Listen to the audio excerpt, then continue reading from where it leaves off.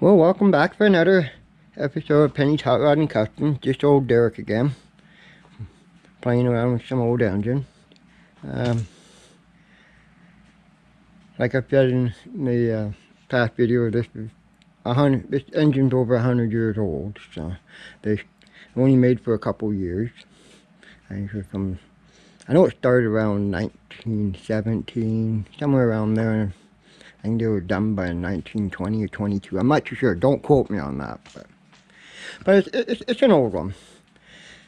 We put new rings in it. We relapped the valves, made some new pins. I think we even put some new bushings in it somewhere. Oh yeah, new bushings in the crank.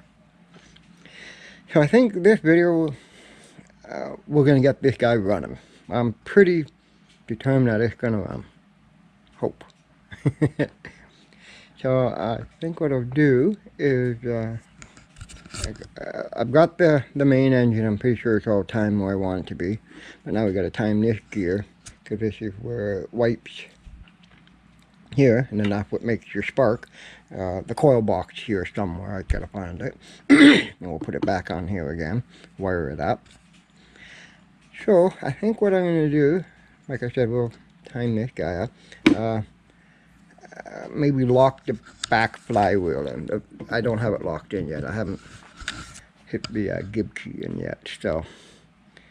But I think I'll clean some of my little tools up here, move it, so we'll lock that flywheel on. I'm not ready to lock this one yet. I'll wait till right to the end, just in case I got to do any moving around or time could go off a little bit. I'm not 100% sure. I'm 99.5% sure I'm dead on timing, but you never know. Things do happen, so. But I'll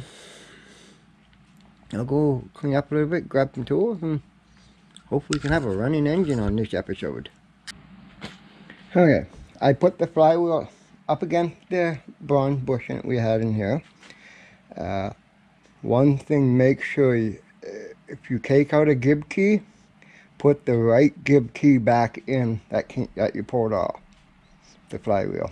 You don't want to mix and match, because bad things can happen if you're different thickness of gib keys. You can end up breaking a band in your flywheel. Then it's garbage pretty much, because then you got a broken flywheel. And you can see in this indication maybe the flywheel or gib key was trying to back out. I don't know if you guys can pick it up, but they use a center punch and you squeeze it in so the key couldn't come back out. That's an old farmer's trick that's been around, but always make sure to put the gib key back in the same one you pulled out.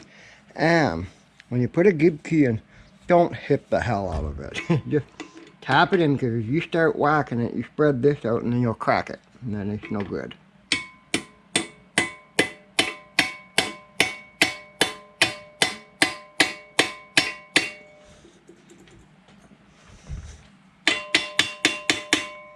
I'm going to call that good enough. I'll keep an eye on it. You don't want to force that in too tight. You just want to just have it tight enough so nothing moves and falls out. And if you are scared of it backing out, put a center punch or something. But don't hit the hell out of it. Alright, now I guess we'll move the guy back. Since we got that one on. There's my little scriber. What's nice about this engine, it's so easy to move around. I guess we can lock in this flywheel, I guess. I know where it's got to be now.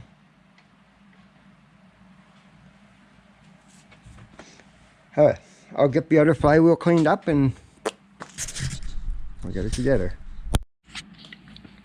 Alright, I locked this flywheel in.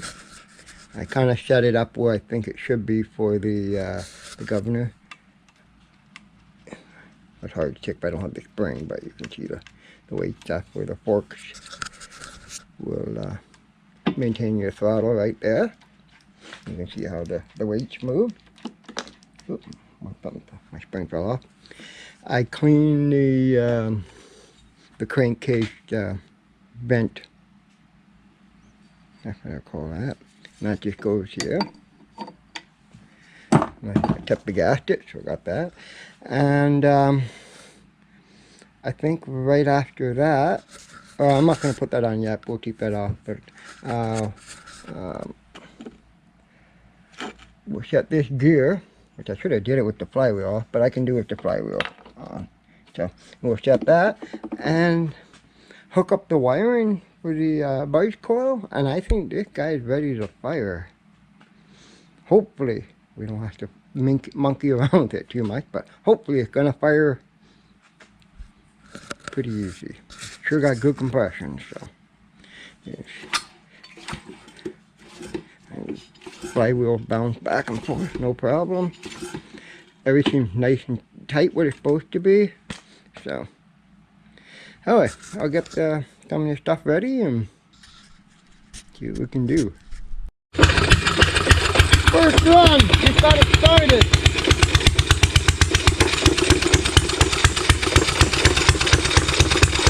Got more tinkering to do.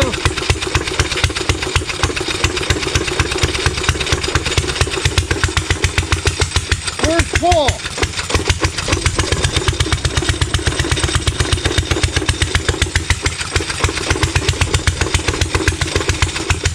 First pull.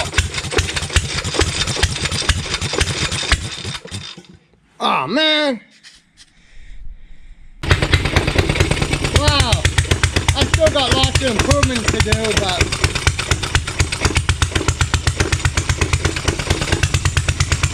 can't believe it on the second pull.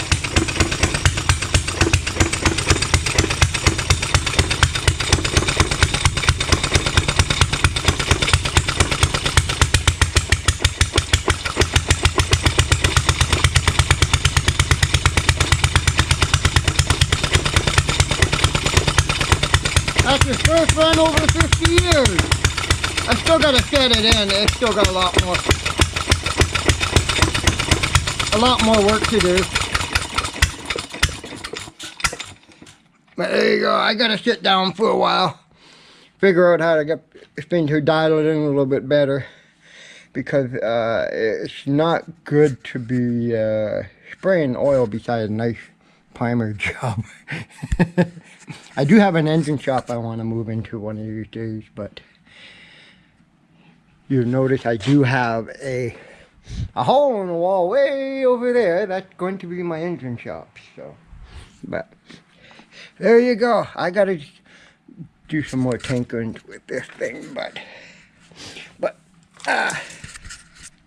that's probably the first time it ran over 50 years easily. You can see I gotta tighten up some bolts. I got oil squat all over the place, but I'm pretty excited.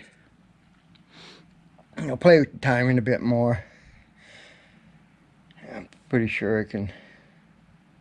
I'd like to be able to just spin it off with your fingers. Right now I'm just using a rope to start it, but I'll basically probably run a couple more times just to get the piston sort of the ring kind of shooted in a bit, and the valve. Once I do that, and then I can get a real good running engine, hopefully. That's my plan. So you will see this engine in upcoming videos. So but thanks for watching, and I'll catch you on the next one.